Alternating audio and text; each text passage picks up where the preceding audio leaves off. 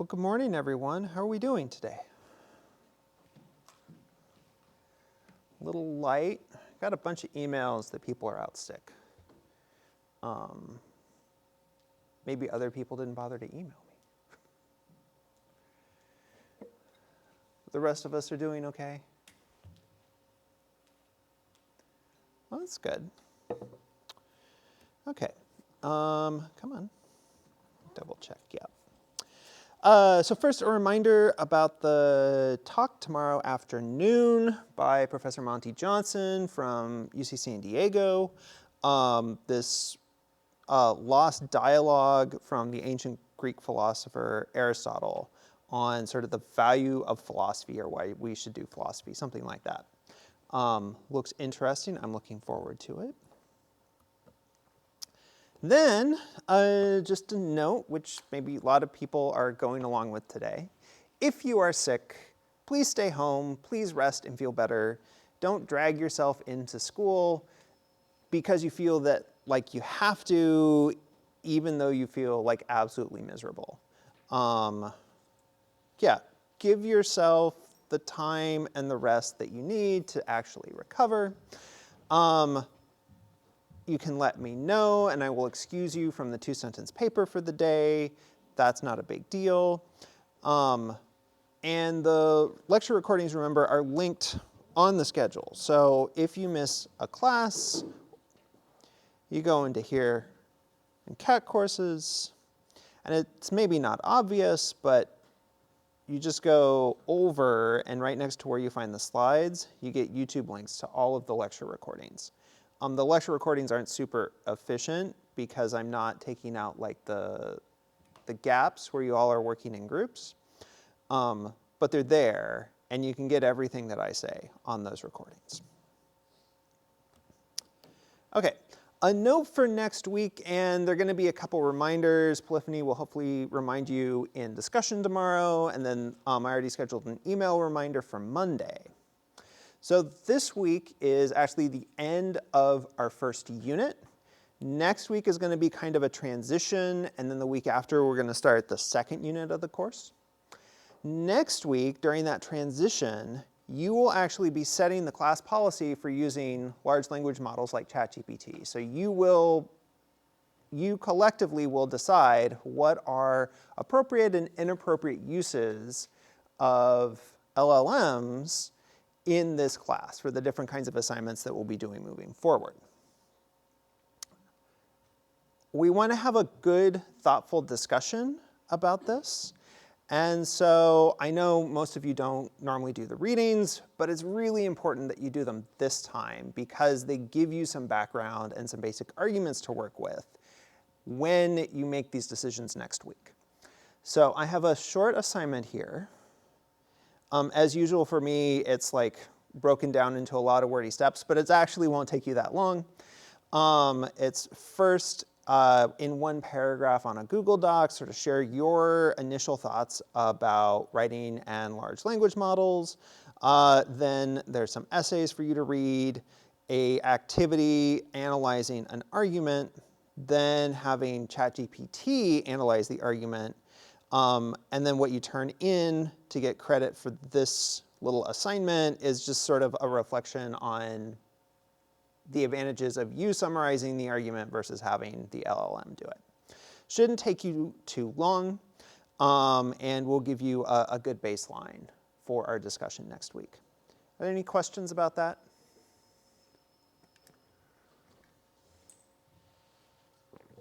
Okay.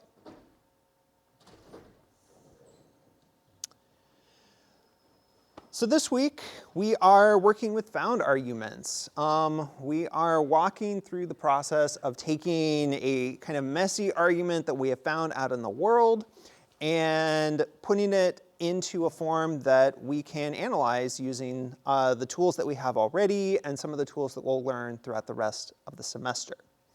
We're looking, as our primary example, an editorial published in the Washington Post a few weeks ago about TikTok, with the overall conclusion, at least my version of the overall conclusion, in the title, TikTok should be banned. And last time, you all spent some time kind of looking for particular arguments, sort of paragraph level arguments that you could analyze that seemed relatively tractable.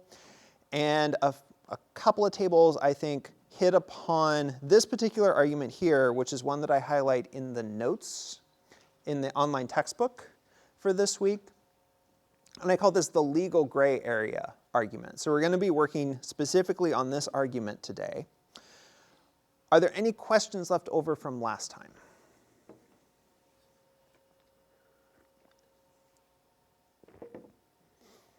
Okay.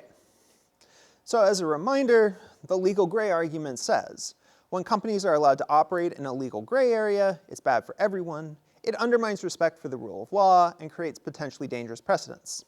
It also multiplies opportunities for corruption and influence peddling because a company that is perpetually on the brink of being shut down needs to remain friendly with the politicians who control its fate. So, what were the rules that we had already? I think they were the principle of charity. So, as we engage with this argument, we need to start at least from the assumption that the author is not ignorant, not irrational, and not trolling us. We also talked last time, Rule 8, look at both the forest and the trees, where the forest is the whole piece, the trees are the individual arguments. We're going to start with this tree, this one particular argument, and then later we're going to put it into context, how it fits in with the overall conclusion. But for right now, we're just looking at this paragraph by itself without worrying what it says about TikTok. Rule 9 says start with the conclusion. This is a reminder, as usual, when we're analyzing an argument, identifying premises and conclusions, putting it in premise-conclusion form, putting it into an argument map. We want to start by identifying the conclusion first because that's just the easiest thing to identify in almost every case. So we want to start by identifying the conclusion, working backwards to the premises. Now again, the legal gray area argument doesn't say anything about TikTok. The word TikTok does not appear in this paragraph. So rather than starting with the overall conclusion, TikTok should be banned, we're going to start by identifying the explicit or immediate conclusion in this paragraph. We're going to work backwards from there, and then later, once we've analyzed the argument as it's given in this paragraph, then we're going to put that into the context of TikTok. Okay, so first thing for you all to work on in groups is to identify the explicit or immediate conclusion of this paragraph all by itself. And if you want to start putting it into premise-conclusion form from there, you can. But right now, our goal is primarily to identify the explicit or immediate conclusion of this argument. Questions? Do you want to control your screens, or do you want me to leave the slide up?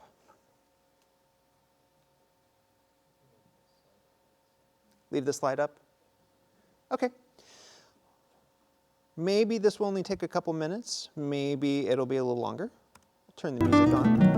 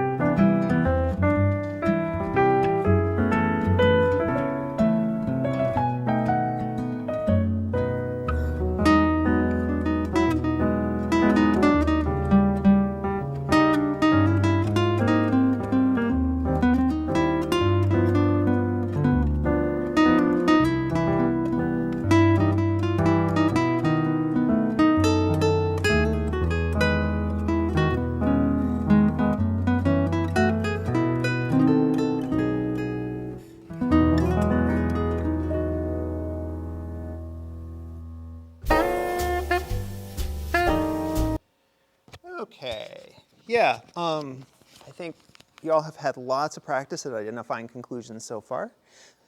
So this wasn't super challenging. Where's the explicit or immediate conclusion of this argument? Sahana? In the first sentence.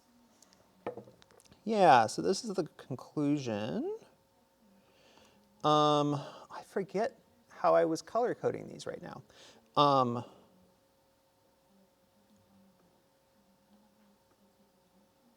So let's actually do this.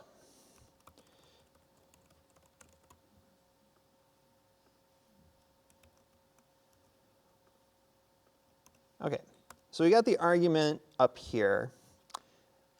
We're going to put it in premise conclusion form. Conclusion goes at the bottom. I feel like doing the therefore symbol today.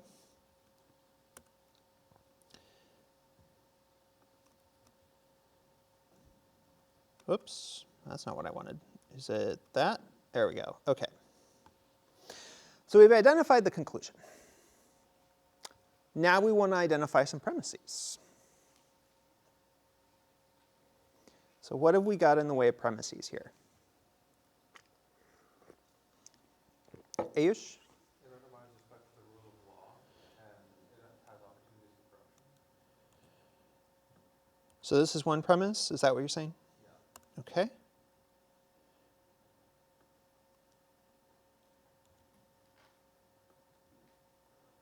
What happened to my numbering? Why is 2 so small? Okay, whatever. Okay, so we got this sentence here as a premise. Let's see, premise 1. And then we've got this part. It multiplies opportunities for corruption, influence peddling. Yeah, that's a premise. What's going on with the second half of this sentence? So this part of the sentence that I have highlighted right now, yep, that's a premise supporting this conclusion. When companies are allowed to operate in legal gray area, it's bad for everyone. What's going on with this other part?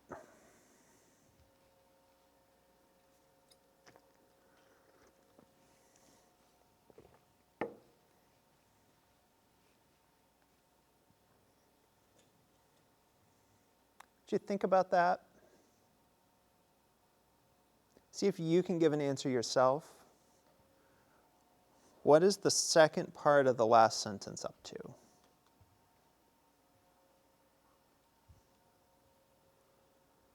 And then when you maybe have a thought, talk over with your table.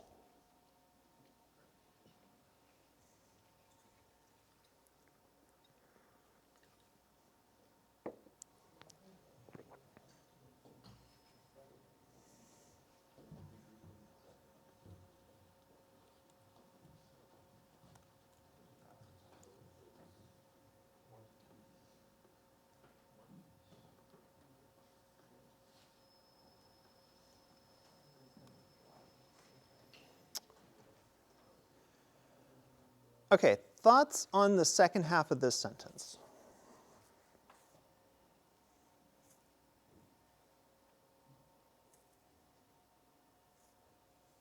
Ish?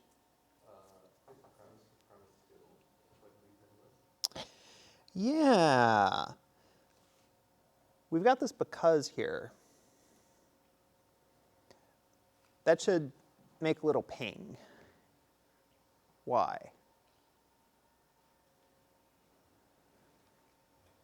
Why should because get your attention? Jonathan? Exactly. Because is an indicator word for a premise. It can also do other things in English, so because can be a little bit tricky. But in this case, it is an indicator word that a company that is perpetually on the brink of being shut down needs to remain friendly with the politicians who control its fate. That's a long sentence. Company perpetually being shut down, needs to remain friendly with politicians. Okay. This is a premise, this is a reason why we should think it also multiplies opportunities for corruption and influence peddling. So the structures may be a little more complicated because 2 is a premise. How are we going to do this? What we have right now is 2 is a premise that supports the conclusion when companies are allowed to operate in a legal gray area, it's bad for everyone. But it's also a conclusion of this one sentence argument. We have an argument in this sentence. The conclusion is the first part of the sentence, and the premise is the second part. So I'm actually going to reorder things.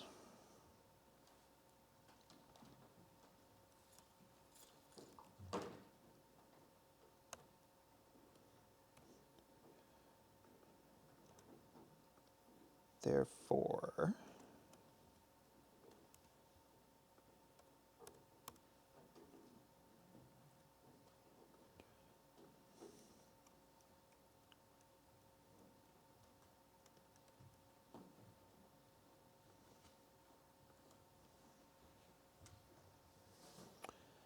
so in premise conclusion form, we've got this. A company that is perpetually on the brink of being shut down needs to remain friendly with the politicians who control its fate. Therefore, it also multiplies opportunities for corruption and influence peddling. Separate premise, it undermines respect for the rule of law and creates potentially dangerous premises. Therefore, when companies are allowed to operate in a legal gray area, it's bad for everyone. So now we've taken care of every element of the paragraph.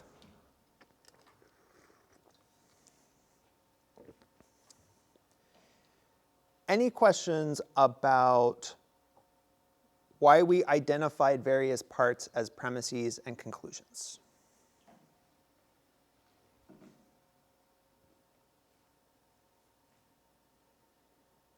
Okay, we're good there. Now notice I have copied and pasted exactly. Our first step when we're working with a found argument, we need to be very careful when we paraphrase, when we rewrite someone else's argument, that we're still representing them accurately.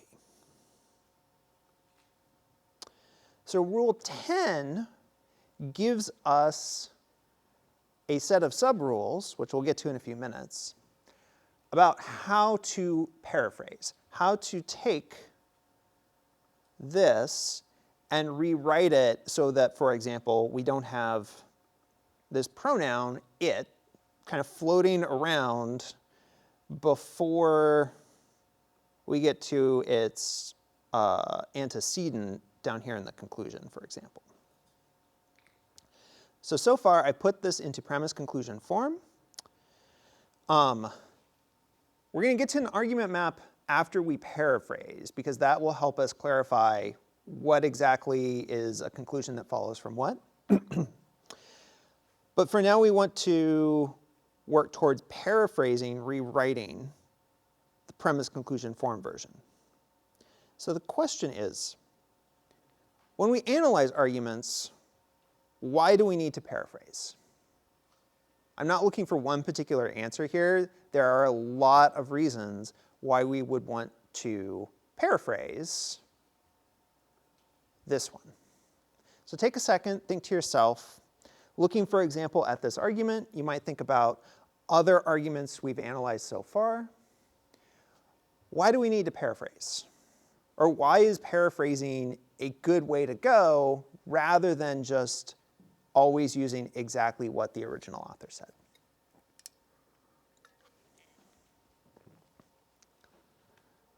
Think about that on your own.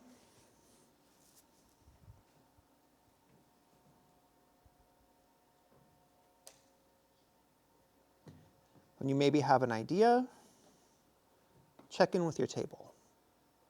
Why do we paraphrase?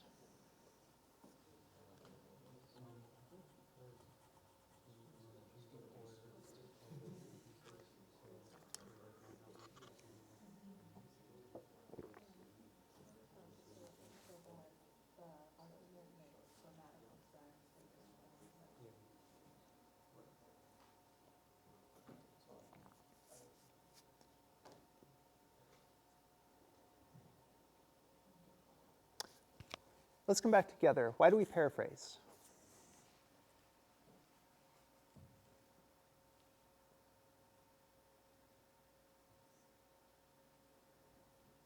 Duncan? We typically paraphrase in order to reduce the complexity of something that's being communicated without affecting the actual information that is communicated. Okay, so for example, some of these sentences are kind of long. A company that is perpetually on the brink of being shut down needs to remain friendly with the politicians who control its fate.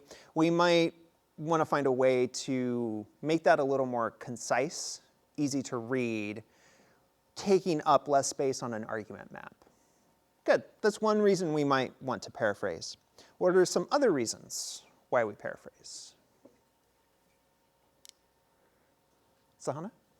Since we changed the order of the Uh-huh. premises and the conclusions, we would paraphrase it so that it makes sense grammatically.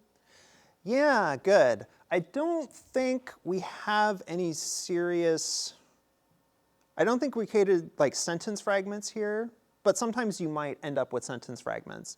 We do have the issue I pointed to with this pronoun, it, which its antecedent, the thing it refers to, is unclear in this reordering because the antecedent is this noun phrase down in the conclusion. In the prose version, it was easy to understand because that noun phrase was the very first thing in the paragraph. But in premise conclusion form, it's the end. So we'd want to fill in that pronoun where it shows up. Good. Any other answers?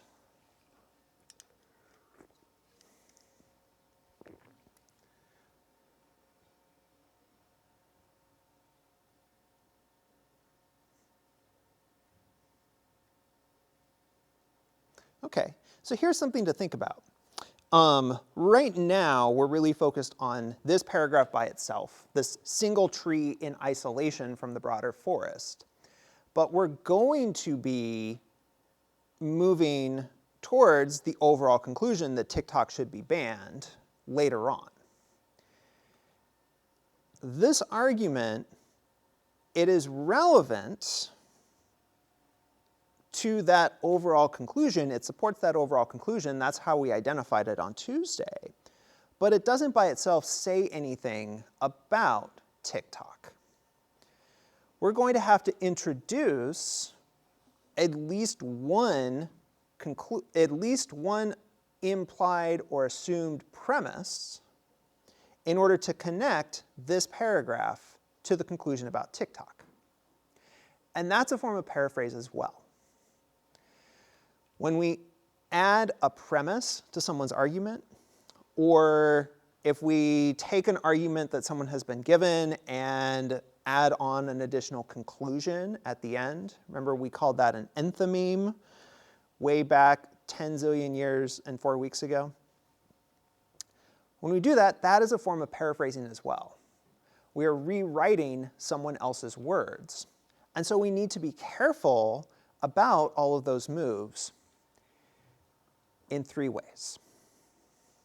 So we have under Rule 10, which says paraphrase with care, sub-rules for paraphrasing, 3 of these. I don't know why I put up 4 fingers, it should have been 3. Sub-rules for paraphrasing. We can rewrite or add a claim to an argument. Claim could be either a premise or an extended conclusion. We can do that only if all 3 of these conditions are satisfied. Number 1, the meaning of the claims does not change. Number 2, all of the premises are at least as acceptable as the previous ones. And number 3, the premises provide at least as much support for the conclusion. number one comes into play in the sort of things we were talking about as paraphrasing. So if we are rewording a complex sentence to make it simpler and easier to understand, if we are filling in pronouns, those kinds of things, we just want to make sure the meaning of the claims does not change. Those usually won't change, like whether things are acceptable or what kind of support they provide. The other two rules are more relevant when we are identifying implicit premises. We don't want to add in a premise that especially the author of the original argument probably wouldn't accept. So we want to add a premise that's at least as acceptable as the premises that we started with. And the third point is most relevant when we're either adding an implied premise or doing something with a conclusion. We want to make sure that in that process, we're not inadvertently weakening the argument, making the author's argument seem weaker than it was originally. We want to make changes that make the argument as strong as possible. Folks familiar with the phrases straw manning and steel manning?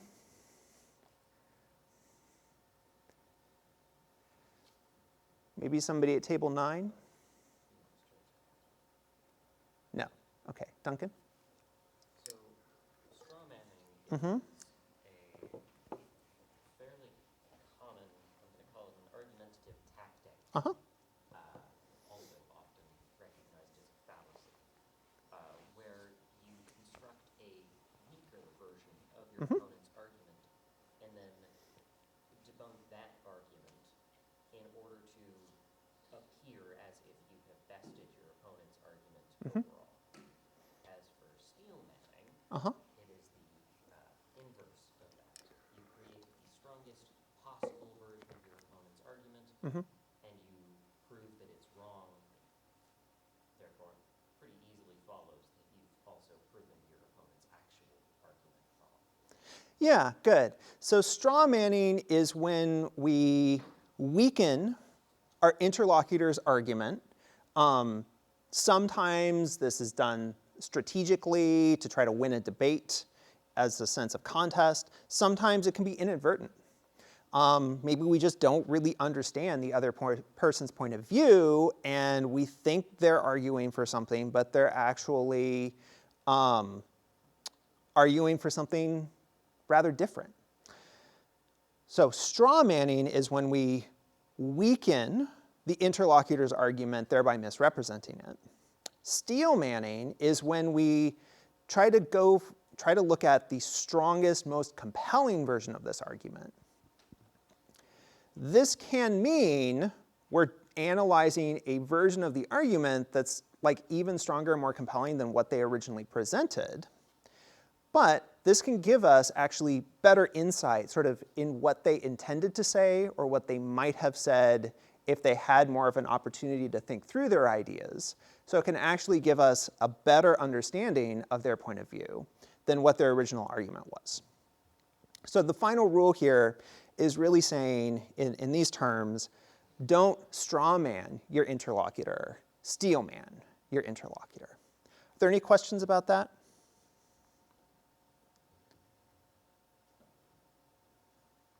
Yeah. Why is it Mhm. that we should steel man rather than straw man? Like why, like if straw manning is Uh-huh. considered a logical fallacy, then why isn't steel manning? So if we go back to the principle of charity,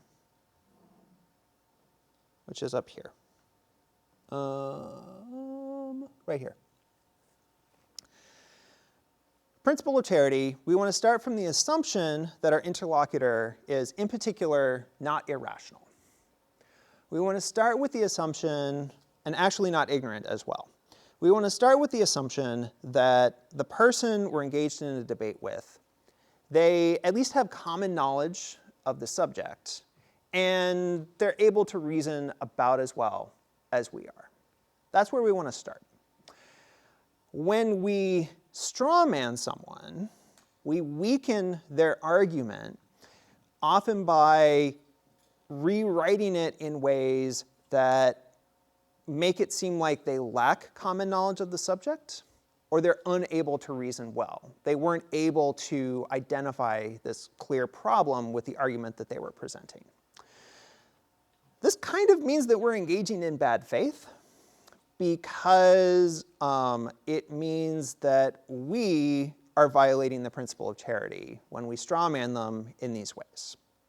So we represent our interlocutor as being less knowledgeable or less able to reason well than we should, at least as a default starting assumption. And so in this way, we engage in bad faith and violate the principle of charity. So that's the problem with straw manning. Steel manning is a way of giving them the benefit of the doubt. Steel manning is a way of saying, okay, this sentence right here, this claim that you're making, seems to conflict with what's commonly known about this subject, but it's kind of ambiguous. If I can offer a charitable reinterpretation that makes that stronger, more acceptable, more compelling, I should go along with that, because I'm assuming that you have common knowledge of the subject. Similarly, if it seems like these premises have nothing to do with the conclusion, or they seem to conflict with each other, but I can rewrite them in a way that resolves that so they provide more support for the conclusion, that is working with the assumption that they're able to reason well, just maybe in that particular moment they weren't quite articulate. And so this is a way of engaging in good faith and embodying the principle of charity and engaging as charitably as possible with our interlocutors. Does that answer? Okay, good. Other questions? Where is it back here? Other questions about these subrules, why they're important, and then we're going to practice by applying them in groups to the legal gray area argument.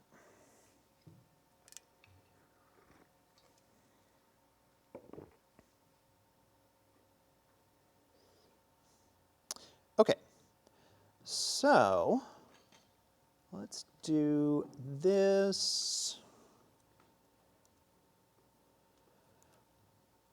We've got the premise conclusion form version of the argument.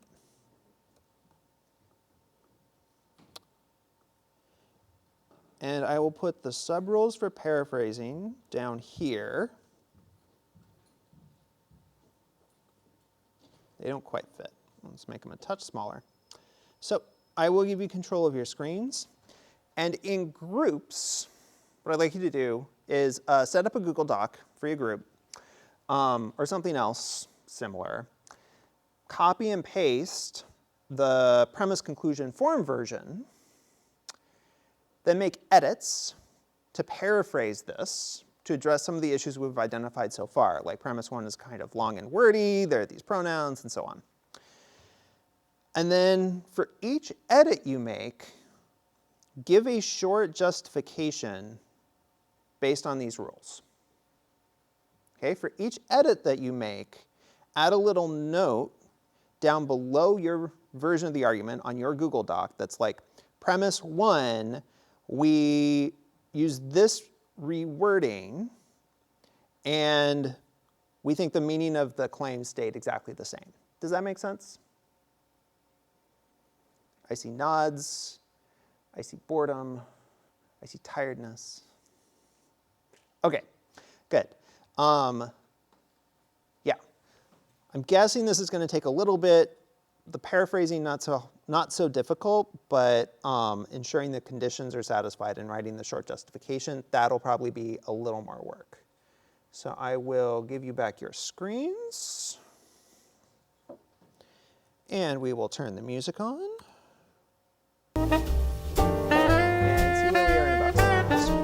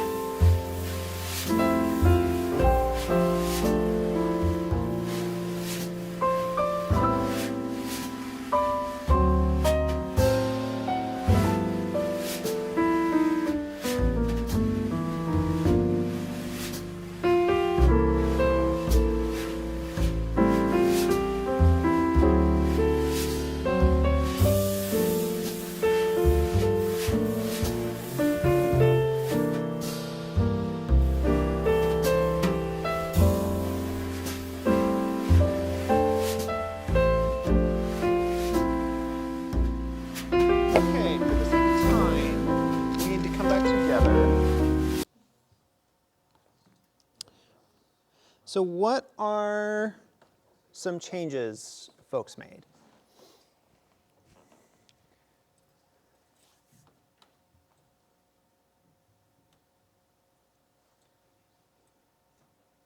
Zunya, do you have something?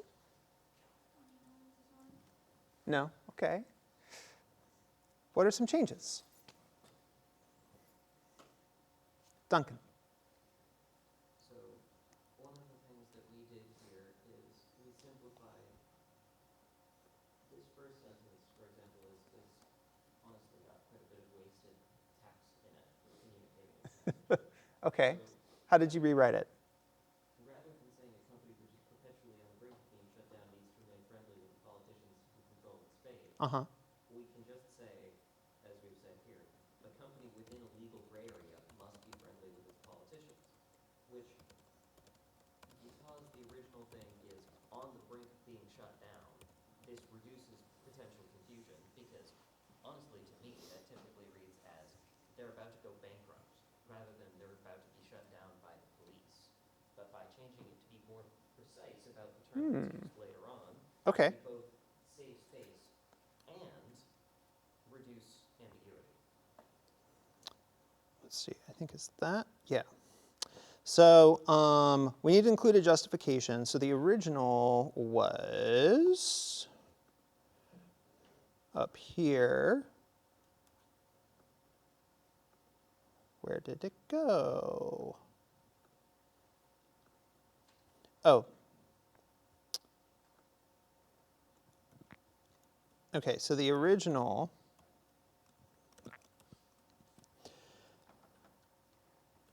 so you replaced perpetually on the brink of being shut down to within a legal gray area. Come back to that one. The other part, must be friendly with its politicians, replaces needs to remain friendly with the politicians who control its fate. Yeah, I think the second part, definitely the meaning is the same. The first part probably needs more of a justification. Well, you told us to Mm-hmm. assume that our opponent in this debate, the person who we are Mhm. paraphrasing, not necessarily the opponent, is being logically coherent. It would make very little sense for them to specify a company which is going to be shut down and then continue to refer to a company in a legal gray area for the rest of the arguments. I would assert that, honestly, if Mhm. you wanted to be really, really pedantic about it, their entire argument could be interpreted as invalid because a company being shut down is not the same as operating in a legal gray area. There are times when politicians will Good. come down upon a perfectly legal company. Yeah. So perpetually on the brink of being shut down. This version changes the meaning to be more specific. Shut down for legal reasons rather than something like bankruptcy. But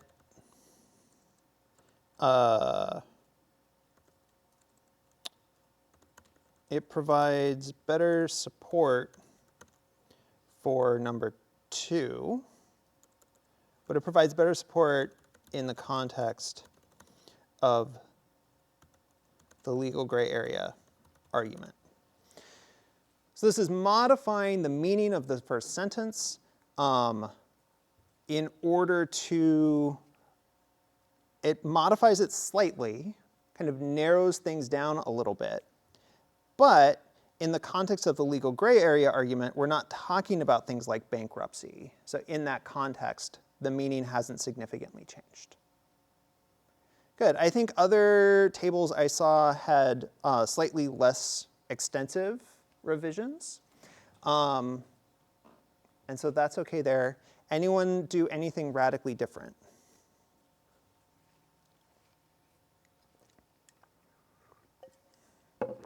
Okay. What were some other changes folks made to this argument? Or did you pretty much just focus on the first premise? Duncan? We made some changes to the other arguments. These were more so just shortening them Okay, than increasing specificity. okay. Can you give me an example? We're short on time. Okay, well, I will just be very quick then. Okay. So for undermine the rule of law, Uh-huh. we changed it from undermine respect for the rule of law to just undermine the rule of law, largely because it's mostly unneeded information about what is being undermined about the rule of law, but also the rule of law being a concept that is agreed upon by humans, not something that exists physically. The only way to undermine it is to undermine its position in the minds of people. So implicitly, it is almost identical to say undermine respect for rule of law and undermine the rule of law itself. Okay. So a justification might look something like this. Removed respect for because it's redundant and the meaning of the claim does not change. So there's no difference between undermines the rule of law and undermines respect for the rule of law.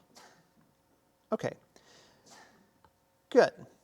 Let's just double check the notes real quick and see what I said.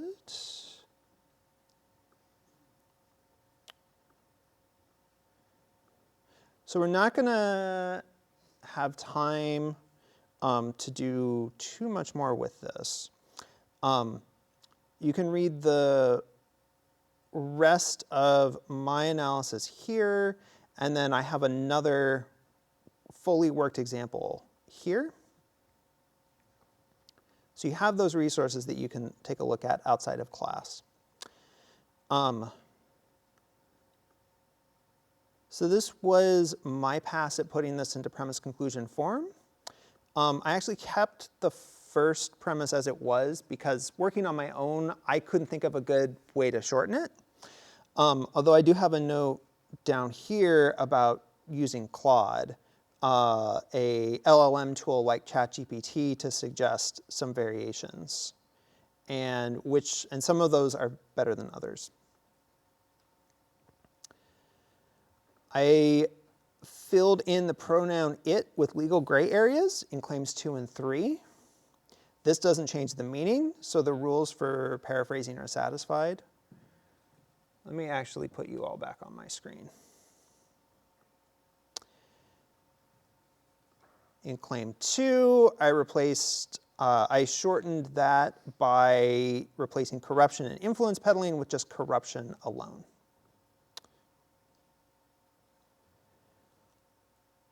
And then we can arrange this into an argument map.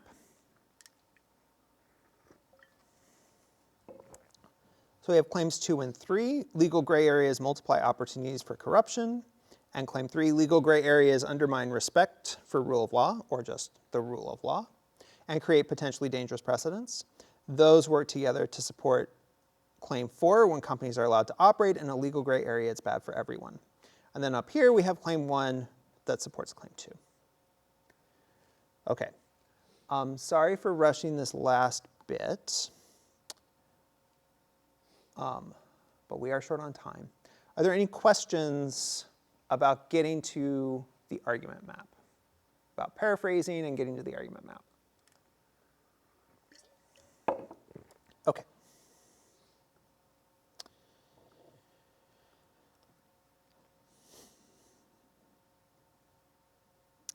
Oh, that's what you all just did, except for the argument map.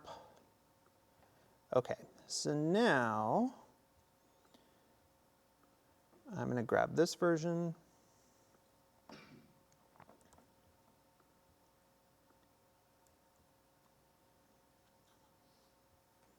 And remove the comments. And adjust the zoom. Okay.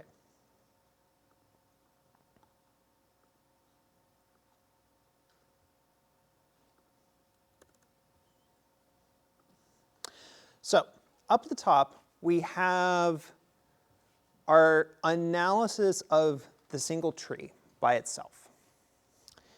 Yeah, we just got time to do this. We've got an analysis of the single tree by itself. If we're taking the strategy where we're putting the tree in the forest, we need to connect this to the overall conclusion of the whole piece, which is TikTok should be shut down. At least that was my version of it. You don't necessarily have to do this. It can be perfectly fine in this class to just look at an individual argument in a single paragraph on its own without worrying about how it fits into the overall piece. But I did want to mention this because this is another step if you're doing the strategy of looking at the tree in the forest. So we have the explicit conclusion, and what we want to do is focus on that on its own. So we want to bracket for the moment the argument that supports it. So steps 1 through 3, we're going to bracket those. We're going to focus just on 4. Question is, how do we get from there to the overall conclusion? I believe I did it with one sentence. Yes. Maybe 2? Yes. 1 or 2 premises that we can add to get from claim 4 to the overall conclusion.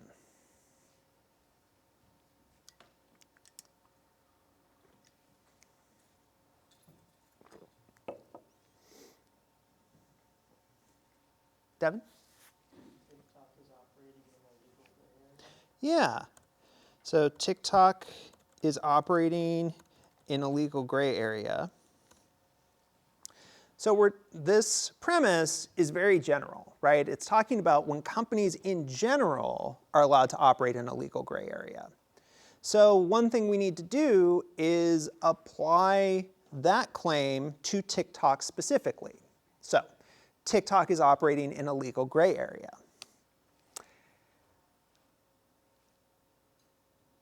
Now there's a gap. So we have a claim here about TikTok. We've kind of filled that part of the gap. Now we need to connect the idea of operating in a legal gray area to the conclusion that TikTok should be shut down. Connect the idea of operating in a legal gray area to the idea of shutting it down. So we need a premise that makes that move. What would that look like?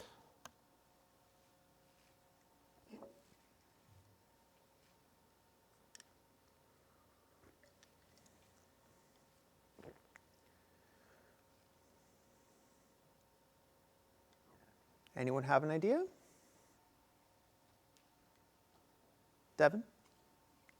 Companies operating in a legal gray area should be shut down. That would be an option.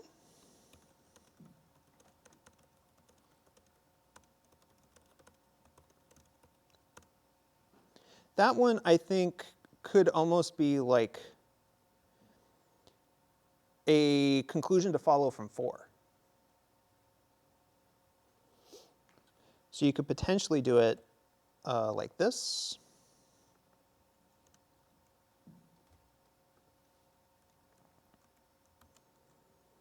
So make that 5.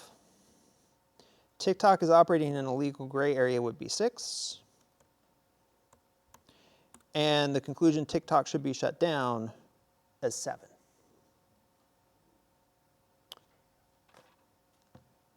Okay, I got 1 minute. So, to finalize the check, we would need to make sure that these premises are just as so we've added some meaning. So the first rule for paraphrasing doesn't apply. We've added these claims. We want to make sure they're just as acceptable. TikTok is operating in a legal gray area. I think that's probably going to be acceptable to the authors of the original opinion piece. Is the support just as strong? Yeah, I think we've got pretty good support here now, connecting claim 4 to claim 7. So the conclusion, the explicit conclusion of the original argument up in 4 to the overall conclusion in claim 7. Okay. And again, I actually did this in a slightly different way in here with a slightly different argument map that results. An interesting exercise would be to construct this argument map and compare it to my version. I'm afraid we're out of time on this. Are there any questions? Okay. So, last thing. This finishes up Unit 1, and this is where we can introduce the third assignment for Unit 1. This is a finding argument assignment. This is an assignment that you will do in the study groups you formed in discussion. So people have been asking, what are the study groups for? Quizzes aren't hard. I don't need to practice much. This is the first thing you're going to do together in your study groups. The reason why you're going to do it in study groups is because I want you to take a divide and conquer strategy to working on this assignment.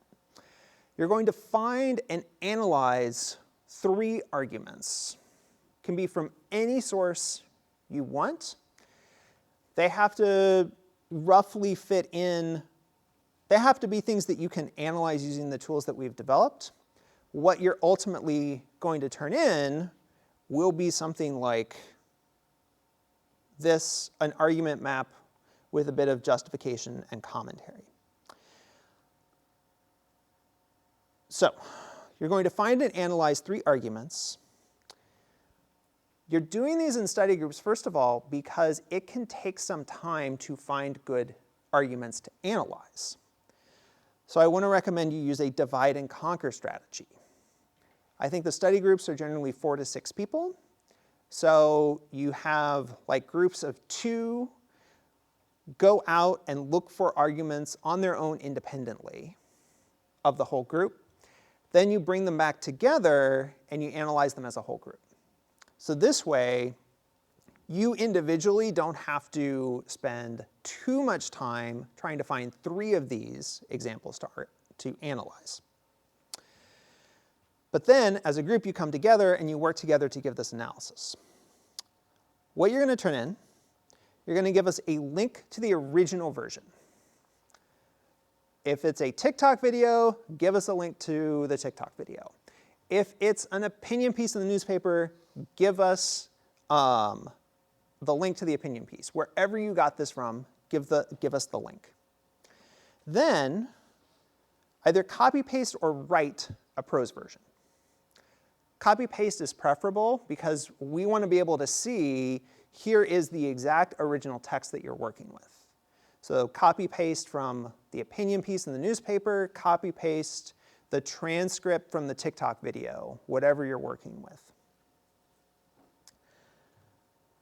If it's the kind of thing where the copy paste is going to be like too long, too awkward to work with, you can rewrite this at this point as a prose version. That is okay, but a direct verbatim copy and paste is preferable. Then you're going to, why did I say putting it into premise conclusion form was the most time demanding part of this? That is not correct. Finding and analyzing these arguments, finding these arguments is going to be the most time demanding part of this. It will probably take a couple of hours for one group of 2 to find a really good argument. Be prepared to budget that time to do it. You're going to get some of that time in discussion tomorrow.